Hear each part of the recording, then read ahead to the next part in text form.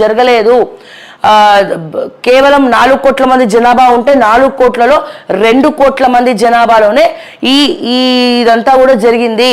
చాలా మంది ఇళ్లకు ఏ సర్వే వాళ్ళు కూడా వెళ్ళలేదు. ఓకే, ఎవ్వరు కూడా వెళ్ళలేదు. సో కుటుంబ సర్వే అనేది కేవలం బీసీలు, ఓసీలు, ఎస్టీలు, ఎస్సీలు అందరికీ కూడా సమతుల్యంగా జరిగిందా అంటే అందరి జనాభాను కూడా తగ్గించడం జరిగింది. ముఖ్యంగా బీసీలు 2014లో బీసీలు 51% ఉంటే ఇప్పుడు రేవంత్ కాంగ్రెస్ దాన్ని 41%, 42%కో కుదించింది. అప్పుడు 2014లో ఎక్కువ సంఖ్యలో ఉన్నటువంటి కుటుంబ సర్వేలో తేలినటువంటి లెక్కలతో పోలిస్తే ఇప్పుడు 10 సంవత్సరాల తర్వాత 10 రెట్లు మన జనాభా పెరగాలి కదా. సంవత్సరానికి ఇంత అని వేసుకున్న 2014 సర్వే తర్వాత ఇప్పుడు 2024 సెన్సస్ ప్రకారము 10 సంవత్సరాలకు 10 రెట్లుగా జనాభా పెరగాలి. కానీ ఇక్కడ జనాభా ఎట్లా తగ్గిపోయింది అనేది ఎవ్వరికి కూడా అర్థం కానటువంటి పరిస్థితి.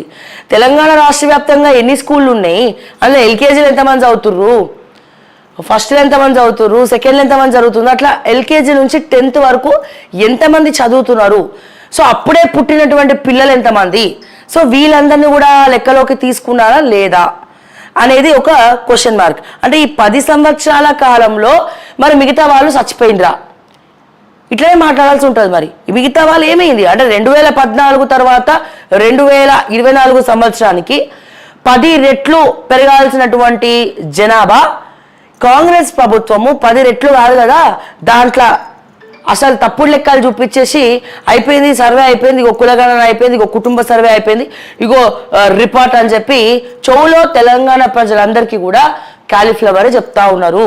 ఏమో మీరు వెళ్ళని ఇంట్లో ఓసీలు ఉండొచ్చు, బీసీలు ఉండొచ్చు, ఎస్టీలు ఉండొచ్చు, ఎస్సీలు ఉండొచ్చు, ఇంతమంది ఉండొచ్చు. సో ప్రతి రిజర్వేషన్కి సంబంధించినటువంటి వాళ్ళు ఉండొచ్చు. సో మీరు కేవలం 2 కోట్లు 2.5 కోట్ల మంది ఇంటికి పోయి మిగతా ఎవరింటికి కూడా మీరు పోకుండా దొంగ నాటకాలు ఆడుతున్నారని చెప్పి క్లియర్గా అర్థమవుతుంది.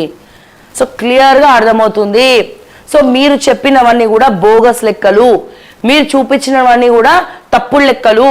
సో అప్పుడు కేసీఆర్ హయాంలో తెలంగాణ రాష్ట్రం ఏర్పడిన తర్వాత అప్పుడే అన్ని లెక్కలు చూపించినప్పుడు ఒక్క రోజు హాలిడే ఇచ్చి ఆ హాలిడే రోజు ఎక్కడెక్కడి నుంచో దుబాయ్ నుంచి వేరే వేరే దగ్గర నుంచి కూడా అందరూ ఒకటే రోజు హాలిడే రోజు వచ్చి సర్వేలో పాల్గొనడం జరిగింది, సమగ్ర కుటుంబ సర్వే చేయడం జరిగింది.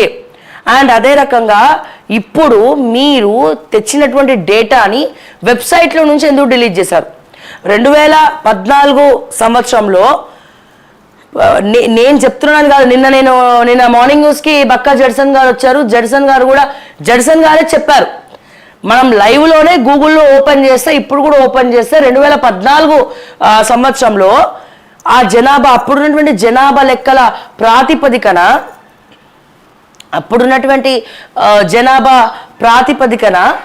సో ఇటువంటి ఎంతమంది ఉన్నారు, సో ఈ 10 సంవత్సరాల తర్వాత ఎంతమంది ఉన్నారు అనేది క్లియర్గా చేస్తే ఏ రకంగా చూసినా బీసీలకు అన్యాయం జరగడానికే కుట్రపూరితమైనటువంటి రాజకీయాలు చేస్తా ఉన్నారు.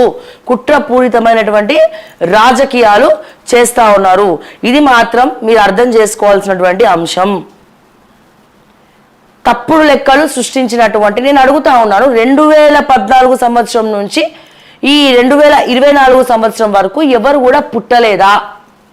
తెలంగాణలో బర్త్ సర్టిఫికెట్లే ఇవ్వలేదా? 10 సంవత్సరాలకు రోజుకి ఎంతమంది పిల్లలు పుడుతున్నారు, ఎంతమంది ప్రెగ్నెంట్ లేడీస్ ఉన్నారు, ఎంతమంది పిల్లలు పుడుతున్నారు, సో ఎన్ని బర్త్ సర్టిఫికెట్స్ రిజిస్టర్ అవుతా ఉన్నాయి రోజు ఈ 10 సంవత్సరాల కాలంలో? ఎట్లా జనాభా తగ్గిపోతుంది?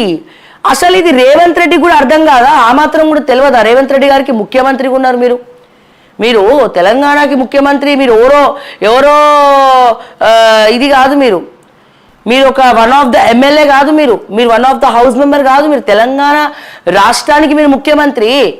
ఒక రిపోర్ట్ మీరు సబ్మిట్ చేసే ముందరా మీ పొన్నం ప్రభాకర్ అన్న ఆ ఉత్తమ్ కుమార్ రెడ్డి గారు ఇద్దరు ప్రెస్ మీట్ పెట్టే ముందరా మరి వాళ్ళైనా చూసుకోవాలి కదా. అరే దెబ్బ పడ్డదే, 2014 చూస్తే ఇట్లున్నది, 2024 చూస్తే ఇట్లుంది ఏంది, తగ్గిపోయింది ఏంది అని చెప్పి కొంచెమన్నా మీ బుర్రలకి తట్టాలి కదా రేవంత్ అన్న, కొంచెమన్నా మీరు ఆలోచించాలి కదా దీని గురించి. నిద్రపోతున్న ప్రభుత్వం అని చెప్పి అర్థమవుతోంది, మొద్దు ప్రభుత్వం అని అర్థమవుతా ఉన్నది. మొద్దు ప్రభుత్వం, నిద్రపోతున్నటువంటి ప్రభుత్వం, అధికారులు ఎవడేం చేస్తున్నాడో తెలియనటువంటి పరిస్థితిలో ఇప్పటికే కాంగ్రెస్ ప్రభుత్వానికి, రేవంత్ రెడ్డి గారికి, క్యాబినెట్కు తీవ్ర వ్యతిరేకత ఉన్నది. పొట్టు తిడుతుర్రు. నేను స్పెసిఫిక్గా చెప్పక్కర్లే రేవంత్ అన్న. ఇప్పుడు ఈ కులగణన అనేది, కుటుంబ సర్వే అనేది చర్చనీయాంశమైంది. బీసీలకు, కేవలం బీసీలకు మాత్రమే కాదు, మీరు సర్వే చేయని ఇళ్లలో ఓసీ ఉండొచ్చు, బీసీ ఉండొచ్చు, ఎస్టీ ఉండొచ్చు, ఎస్సీ ఉండొచ్చు. ఫస్ట్ జనాభా లెక్కలు తెలియాలి కదా. తెలంగాణలో ఎంతమంది ఉన్నారంటే ఏం చెప్తావు రేవంత్ అన్న? తప్పుడు లెక్కలు చూపించుకుంటా అందరు అమెరికా పారిపోయినరా, దుబాయ్ పారిపోయినరా, గల్ఫ్ పారిపోయినరా, ఎక్కడెక్కడ పారిపోయినరు జనాభా? ఎక్కడెక్కడ పారిపోయినరు? పోని పారిపోయినరు అనుకుందాం. ఆ కుటుంబంలో ఉన్న వాళ్ళు చెప్తారు కదా, నా కొడుకు పేరు, వాళ్ళ కొడుకు పేరు చెప్తారు, వాళ్ళ బిడ్డ పేరు చెప్తారు, నా బిడ్డ పలానా దేశంలో ఉన్నది బాబు. నా కుటుంబ సర్వే ఫస్ట్ అదే కదా కుటుంబ సర్వే. ఎంతమంది ఉన్నారు నీ కుటుంబంలో?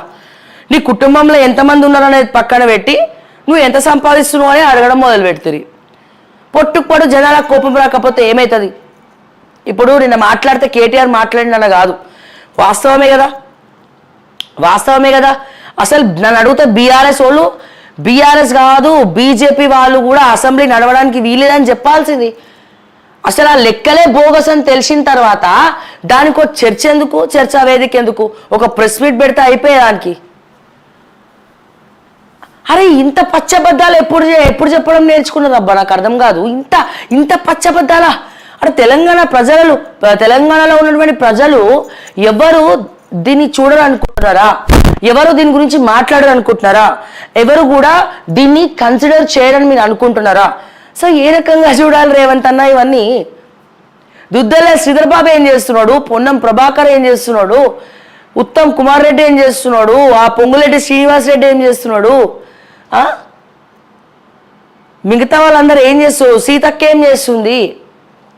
కొండా సురేఖక్క ఏం చేస్తుంది? వీళ్ళందరూ అసలు ఏం చేస్తున్నారు? మొద్దుని